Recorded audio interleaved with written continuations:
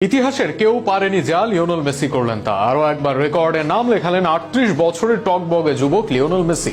বিশ্বকাপের আগে তিনি যেন উঠছেন তরুণদের চেয়েও বেশি। মেসির রেকর্ড গড়া নিয়ে আরো বিস্তারিত থাকছে প্রতিবেদন।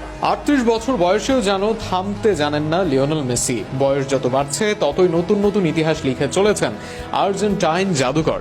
এবার MLS এ গোল করে গড়লেন এক অনন্য রেকর্ড, যা এর আগে কেউ কখনো পারেনি।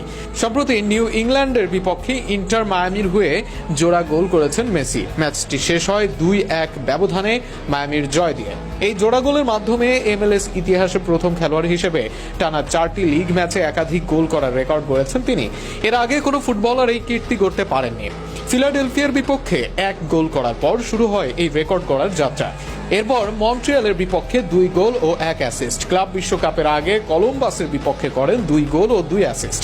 ক্লাব বিশ্বকাপ শেষে আবার মন্ট্রিয়ালের বিপক্ষে করেন ২ গোল ও ১টি অ্যাসিস্ট এবং সর্বশেষ নিউ ইংল্যান্ডের বিপক্ষে জোড়া গোল।